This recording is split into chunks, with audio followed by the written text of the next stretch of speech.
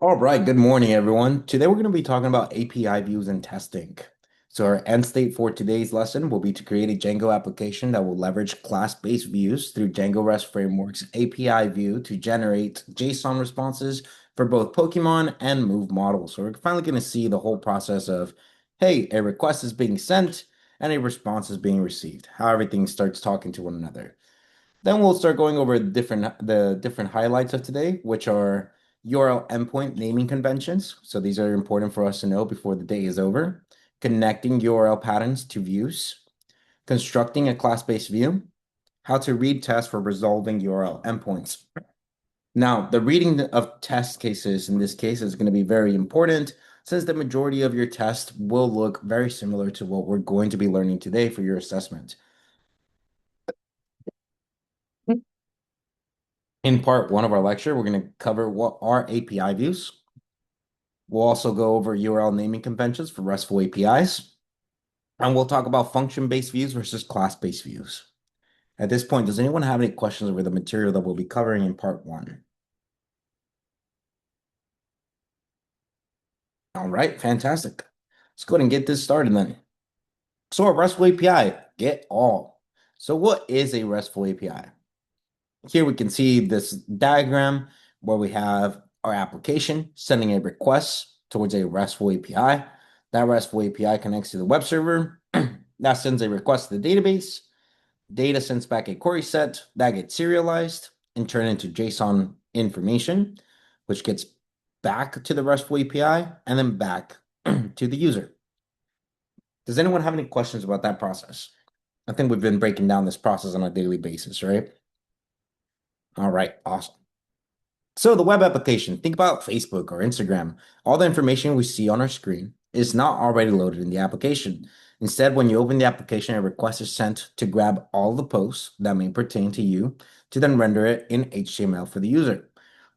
We did this plenty of times when we were making our React apps, right? We had a use effect that had to fetch information from some sort of API. Once that information came back, it got set to our use state, and then we mapped through each object inside of our use state to be able to generate a component.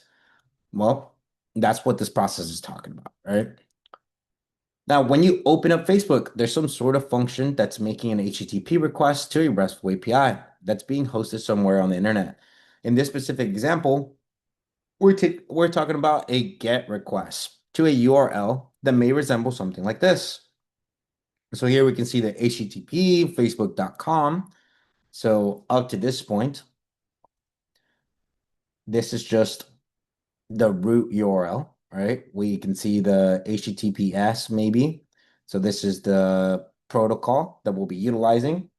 Here we have facebook.com, which is just the name of the alias that they bought for their specific VPN or their address.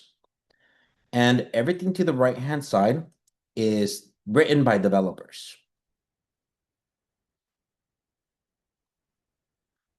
Now, a very standard API convention is that any API endpoint, right after the URL gets cut off, starts with the words API. And we're going to see why that's important later on once we start actually deploying our site. But for now, just make sure you keep in mind whenever you're writing a URL endpoint for an API, you want to start by writing API. Then we'll have the version of the API that we're currently working with. If we take a look at the Rick and Morty API, and let me go ahead and grab the right tool here. You can see that the Rick and Morty API says, hey, this is the Rick and Morty API at API. I can go to grab all characters. They're not including the version that they're working with, which is okay, but they are very much signifying that this is the API that I'm working with. All right, let's continue this process. The last portion of an API view would be the noun that's representing the model. So in this case, there would be a model that's named post. If we go back to the Rick and Morty API, the model that we're working with would be a character. And in our model, we would be working with Pokemon. Now, something that you can say that the Rick and Morty API might have messed up when generating is that not only do you want your endpoints to be of nouns, but you also want them to be pluralized. So this shouldn't be character, it should be characters with an S at the very end. So pluralized nouns is the standard convention for naming your API endpoints. All right. Any questions?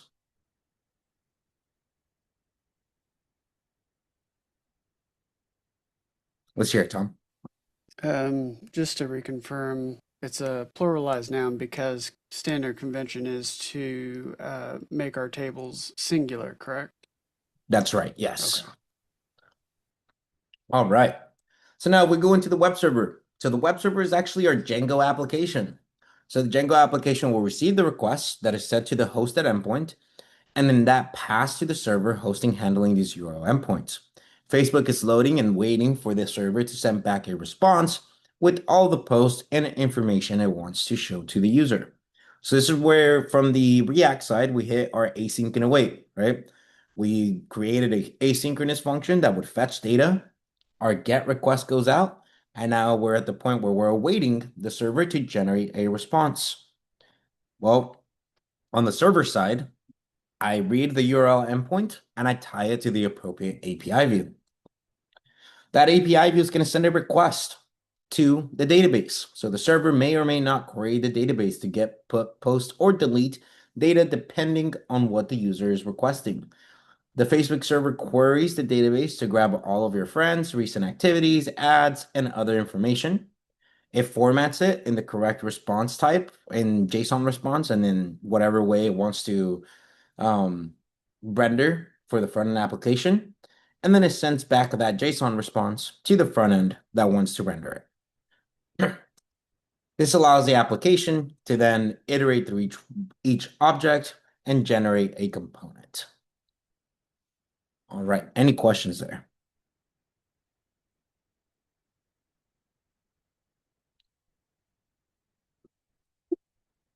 Okay, so let's talk about what we've seen so far. Again, here's the flow. We send a request for all posts that goes into the RESTful API. That then goes to the Django web server. The web server ties it to the appropriate API view and sends a query. This query of select from post may look more like, hey, in our case, when we're talking about Pokemon, maybe something like Pokemon.objects.all. All right. So that gets sent to the database. The database returns a query set, and then we serialize it. Well, when that query set comes back, we say Pokemon serializer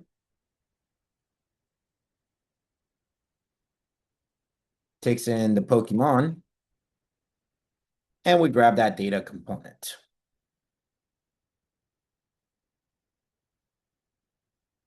All right, that data component representing a list of objects. Well, that list of objects gets sent back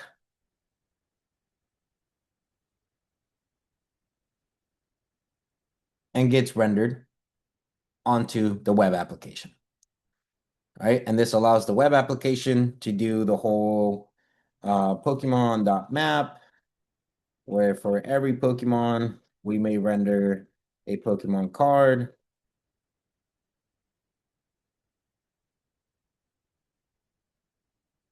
Where Pokemon is equal to Poke, and there you go.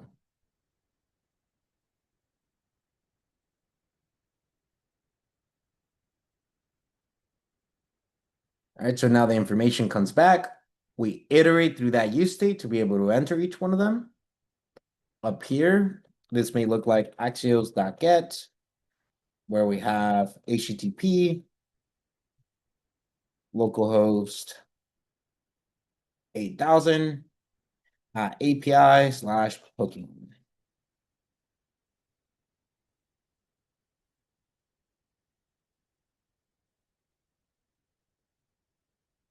And there's the full circle. All right, so now we can tie a little bit of code into what's actually going on in this process. We're sending a request. The server is then querying the database to grab all the Pokemon. We're then serializing the database to make it into the readable format that we want it to be at. We send back that JSON response, and that allows the React application or front-end application to iterate through this response and generate components. All right. Does anyone have any questions about this process?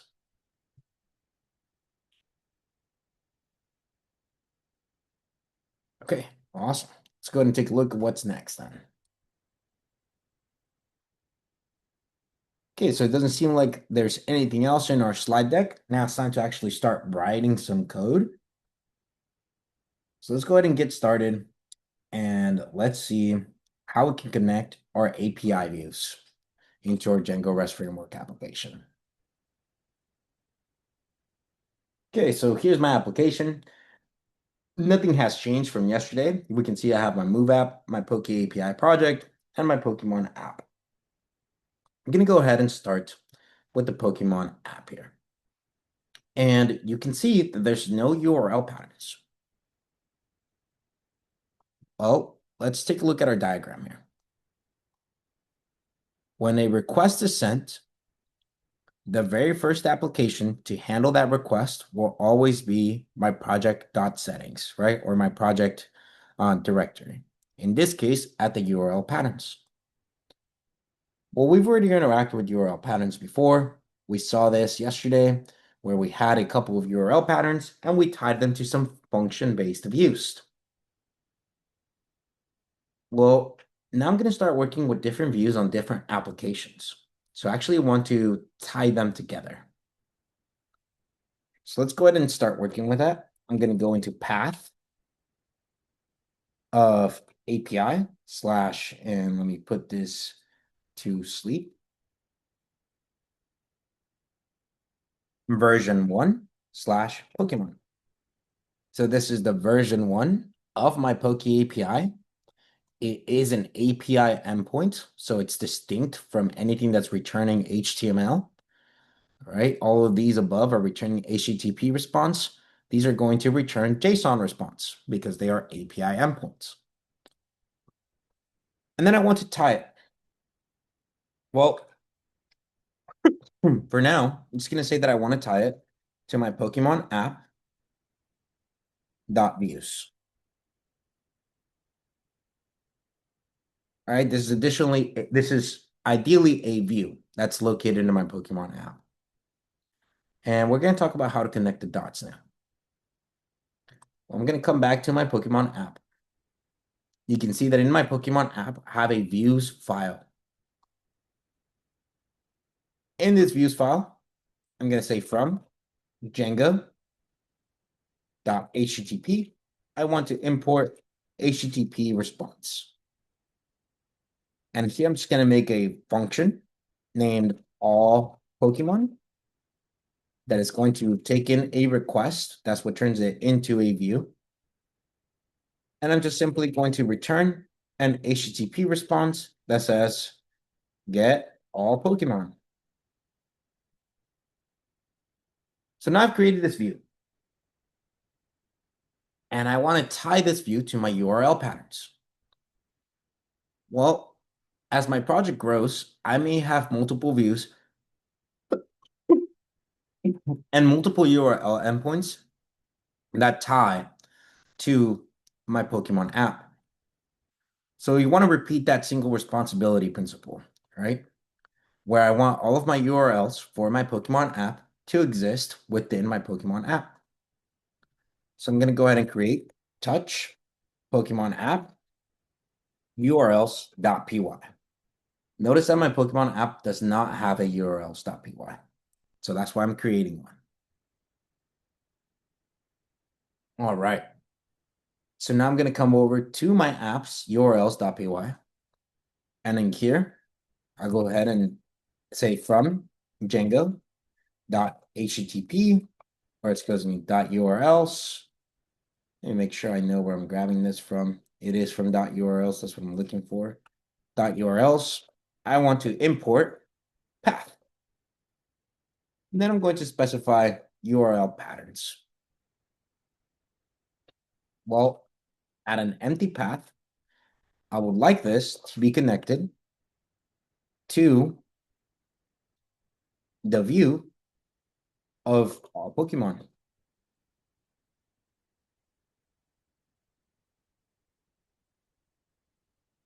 Okay, so there you go. I have a URL pattern that's connected to the path of URL Pokemon.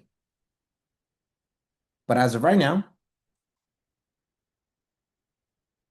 my views are not connected to one another, or my URL patterns are not connected to one another.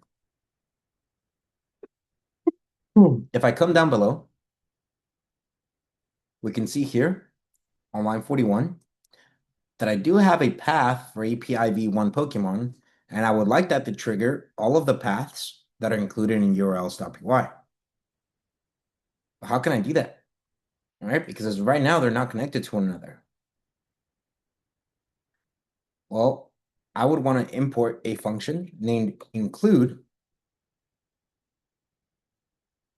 and then I would simply state, hey, I want to include, and here it tells me, well, what is it that you want to include? I would like to see the parameters. I want to include my Pokemon app URLs.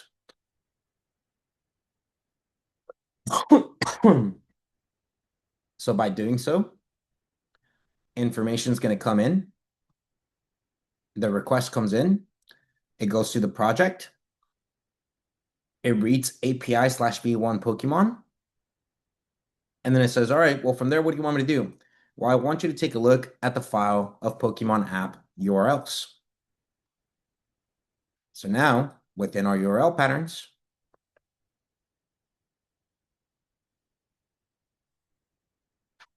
we can take a look at app urls.py.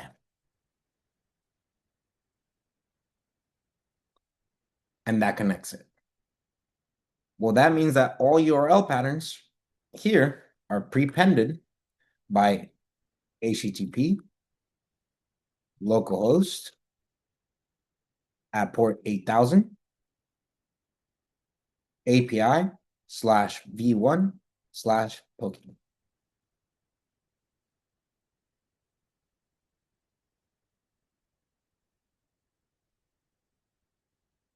And then the following API patterns are happening.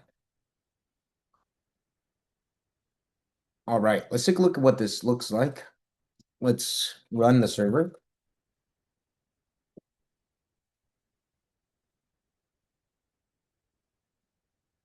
Let's give it a couple of seconds here. All right, so it's running now. And now let's see our Django application. Okay, so here's my home endpoint. Great. Let's go into API/v1/Pokemon slash.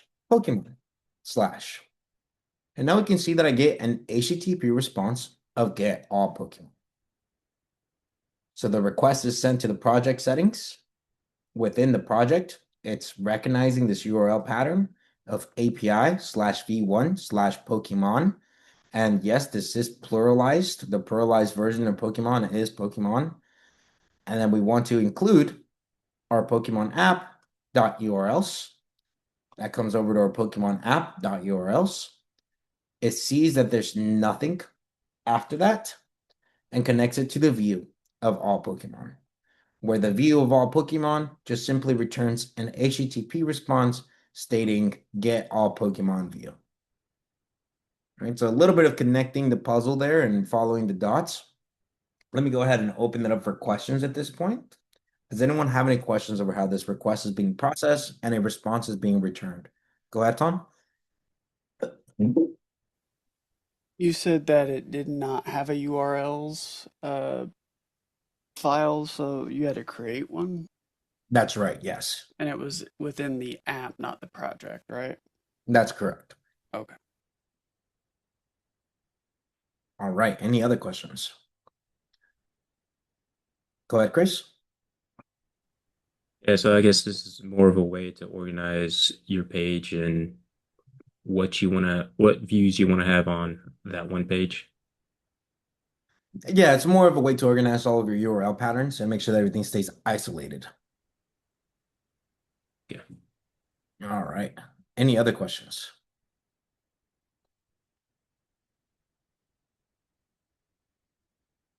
Go ahead, Tony.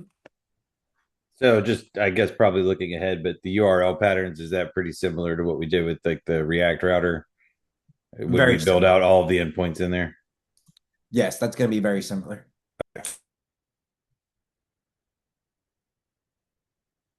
All right. Well, now let's go ahead and continue with this process. I was able to tie it to a function-based view. But currently my function-based view is just grabbing all the Pokemon, or it's supposed to grab all the Pokemon, right? That's its point. Its reason for existence is to get all Pokemon from the database.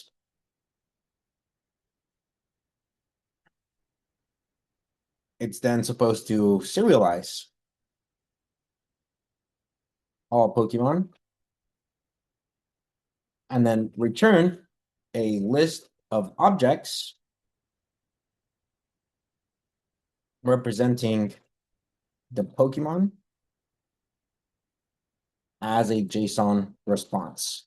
And I'm so sorry, Tom. Is that an old question or do you have a new question? Oh, sorry. Double click. Oh, perfect.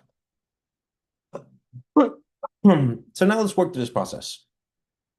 I can say from dot serializers, I want to import Pokemon and the Pokemon serializer. And now I can simply move through this process by saying Pokemon, or I can state all Pokemon is equal to Pokemon dot objects dot all. This queries the database to get all Pokemon. We want to make sure that data is staying consistent. So we could also add dot Pokemon dot sorted by and then pass in some sort of argument there. In this case, all will default to sorting by ID. All right. And then finally, we can pass it into our serializer.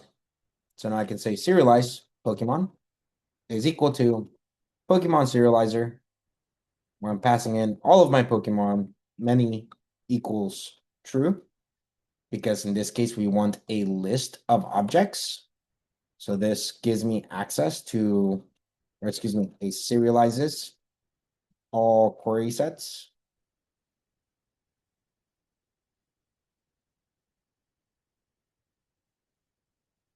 And then finally, I can return a response. Well, I don't want an HTTP response anymore.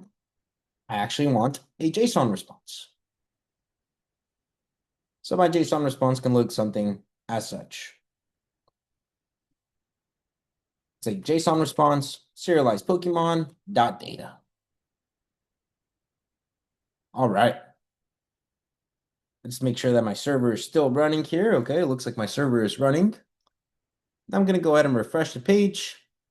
Looks like I'm getting a error. And let's take a look at this error.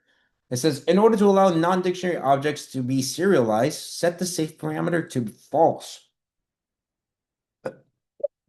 So it looks like there's some additional work here. I may have to change this to safe false. And now when I send my request, I get my list of objects. Everything straight out from my database, which should look very familiar to what we've seen in the past, right? Even if I take a look at the Rick and Morty documentation, when I go to get all characters, I am getting an area of results that shows me a list of objects, or excuse me, an array of objects.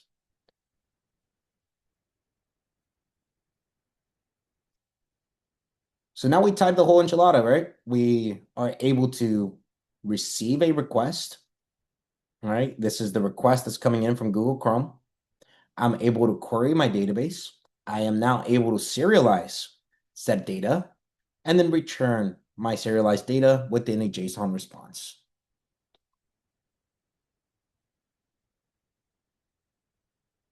At this point, does anyone have any questions over how we were able to build an API view that could return a response representing all of the Pokemon? Go ahead, Tom. If you didn't do JSON response for serialized Pokemon dot data, If you didn't do the dot data, would it still return the header with the status code? The header with the status code. Let me go ahead and I think I might be missing what you're talking about, but let me go ahead and demonstrate it. If I take off the dot data, this should raise an error because this is just a class instance. All right. So when I try to send the request, it's going to tell me, hey, this is this is just an object. It's not something that's a list or something JSON serializable. Is that what you were looking for, Tom? Kinda, yeah. I was just wondering because I know when we were doing the API calls previously, we were utilizing dot data to strip off the response header from the Mm, server, which included like the header for like the response codes, et cetera, et cetera. So I didn't know if this was a similar process, and we were just strictly getting to the data.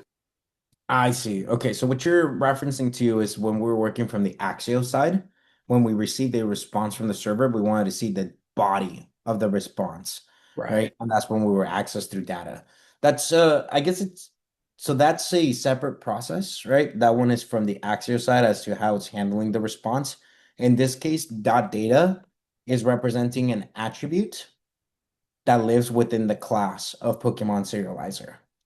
And that dot data is what actually gives us access to the list of objects that we want to return.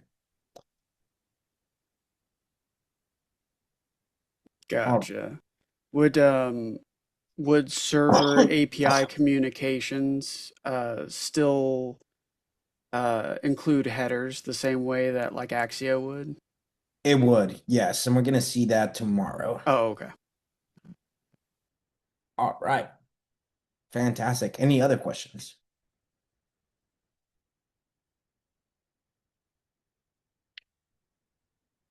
Okay, it doesn't look like there are any questions. So now let's start talking about refinements for this process, right? Currently, I'm working within a function-based view. And I'm going to start talking about something named Postman now. So now this is going to become a little tricky because we're going to be switching quite a bit within Windows. So please stick with me. All right, so Postman. If you're going to be working with Postman, you're going to need to install Postman locally. Do not run Postman on the browser because if you run Postman on the browser, excuse me, if you run Postman on the browser, it's not going to have access to your local host. You actually need to install Postman into your local machine in order for it to be able to contact your local host. And we're going to utilize Postman mainly to make requests. There's a lot of different things that Postman can do, and it's mainly utilized to create tests for API endpoints. It's like how we utilize Cypress for end-to-end tests. Well, think of Postman as a way to create end-to-end tests for your entire API. Now that we have Postman here, we can actually go into how we can send some requests. Click on workspaces. If you don't have one, you can create a new workspace. Currently, I have one in my workspace, and that's going to change my portal to look like this. Gives me a little bit of an overview. I don't really need any of that. You can create collections and a bunch of other things, but we're just going to stick with the flat workspace here. All right, so you can see that it's asking me for a URL pattern where I want to send a request. Well, I want to send a request to HTTP. Let's say 127.0.0.1 at port 8000.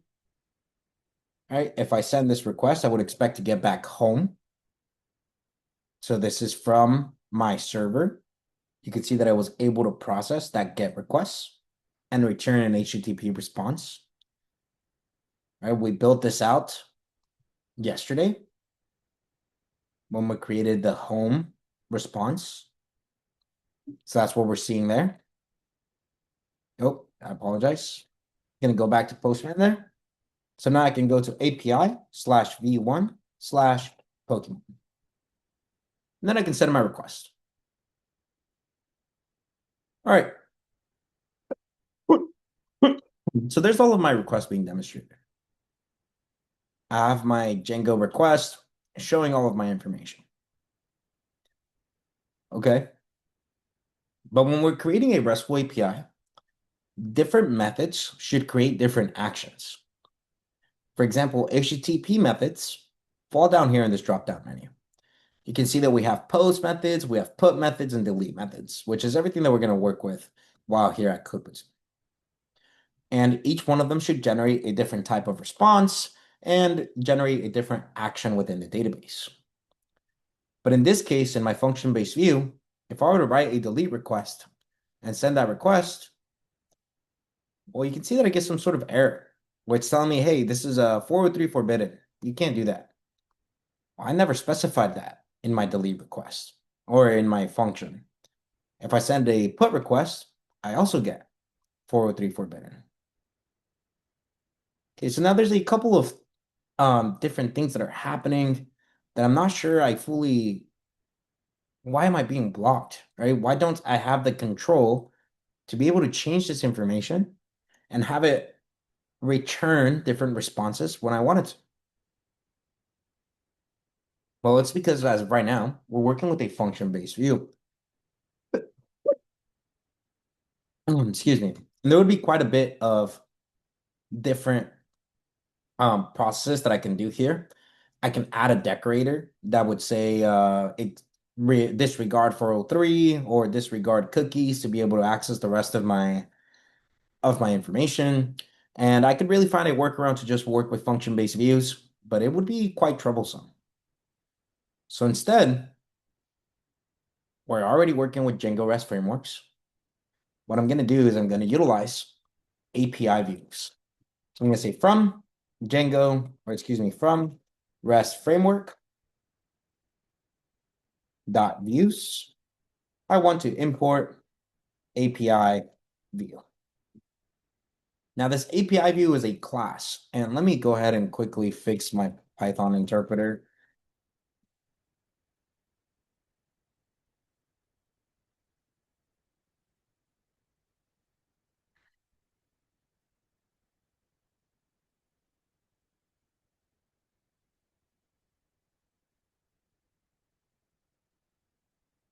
It doesn't seem to recognize REST framework. Let me close this file down and open it up again.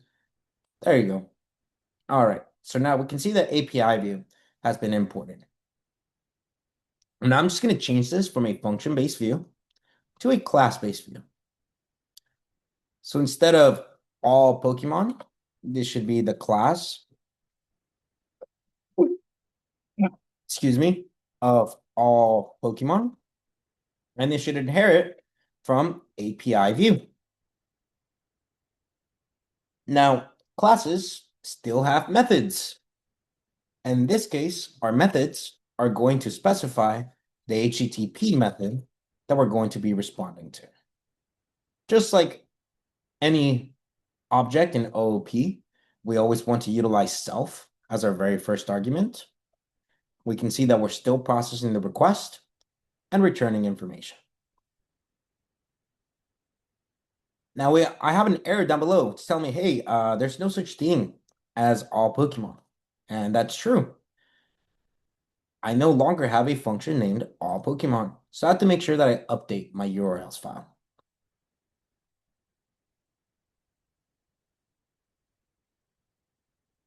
I'm going to turn this to all Pokemon.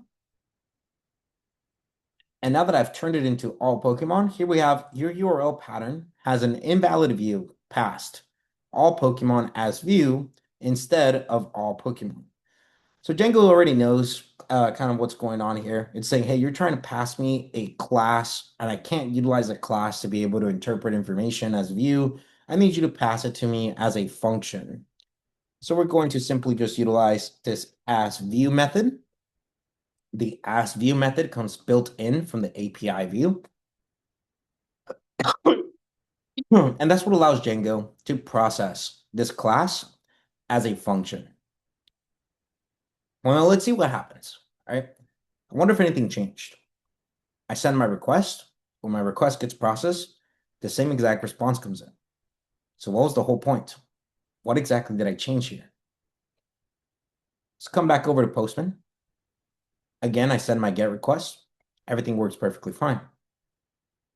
The moment I send a PUT request, now instead of getting that huge error saying, hey, 403 forbidden, you have some problems, it's quite simply identifying this method of PUT for this API view is not allowed.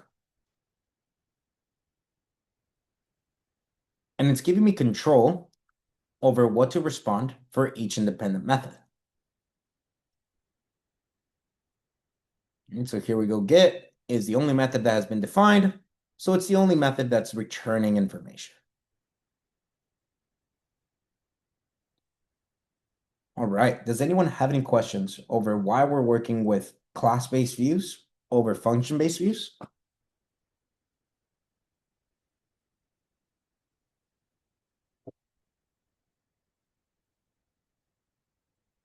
Doesn't seem like we have any questions. Let's go ahead and move on.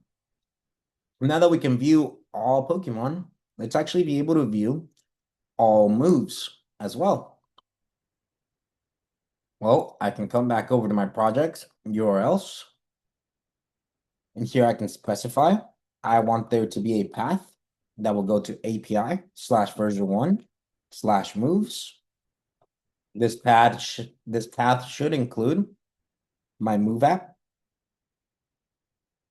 .urls. This should raise an error stating no app or module called move app.urls. Well, I'm going to create in my move app a urls.py, and I should update this error. Okay, nothing has changed as of now. If I come back over to my move apps and go to the URLs, here I can say from Django dot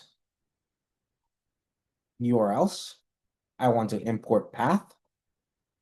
And then I can specify some URL patterns where the path of empty should utilize a class-based view called all moves as a view.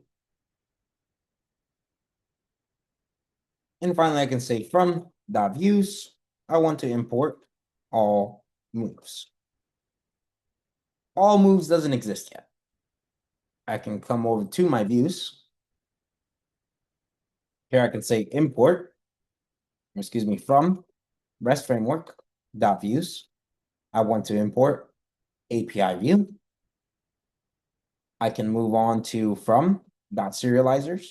I want to import my move serializer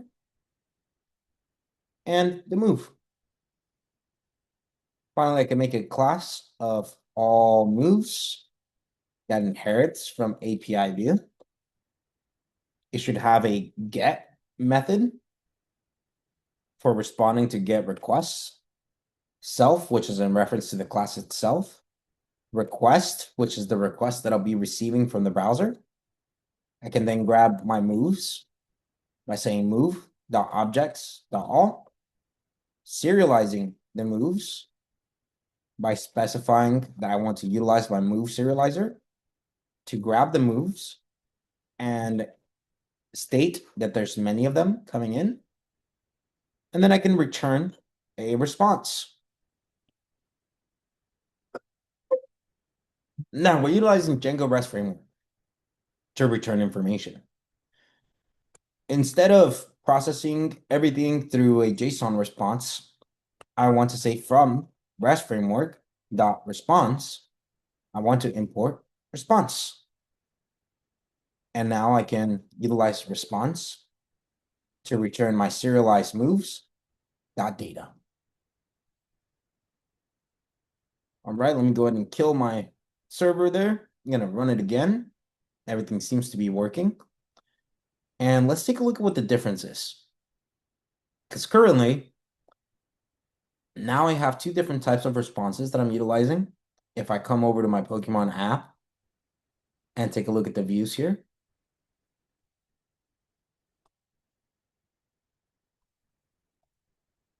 So all moves is utilizing response from Django REST framework. And all Pokemon is utilizing JSON response from Django. So here's my Pokemon endpoint. I send the request. This is what I get back. A nice formatted JSON response, right?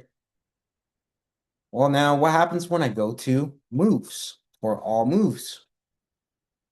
When I get this fancy dandy portal here that's showing me quite a bit of information, I can close this down. You can see that all the moves that I've created exist. And this portal even has something to try to take a look at things in a different manner. I can say, hey, I just want it in JSON. It shows it to me in JSON.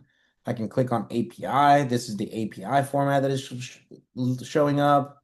If I click on options, it tries to send an options request, but it doesn't really know how to handle it. So I just get back to the same exact thing. Um, and that's it, right? A little bit of a nicer way to see all of my JSON data is by utilizing response. Now, response within Django REST framework is specifically utilized to send back responses, and it gives me the capabilities of specifying something like status codes. So I can say from REST framework dot status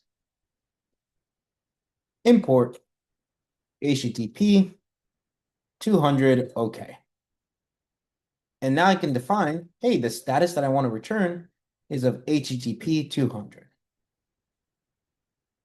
And that would send back the correct status code.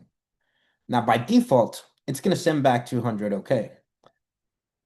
This is more of an introduction. This is going to get leveraged later on once we go into CRUD. And we're going to see how to specify the different status codes for different CRUD actions. All right, let's go back to my moves, or excuse me, to my Pokemon views and clean that up as well.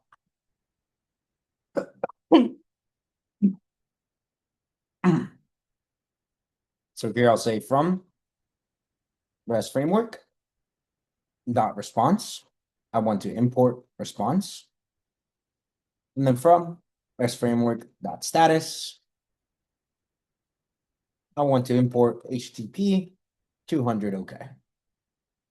Well, now I want to return a response where status is of HTTP 200 OK. I send my request. A GET request was accessed. The status code that I provided was of 200. I come back over, switch this over to Pokemon, send my request. And now Pokemon is coming in the same exact template. I'm seeing all of my Pokemon being demonstrated. And I'm returning a status code of 200. All right, at this point, does anyone have any questions over how we can create a class-based view leveraging Django REST Framework's API view, Django REST Framework's response, and status code?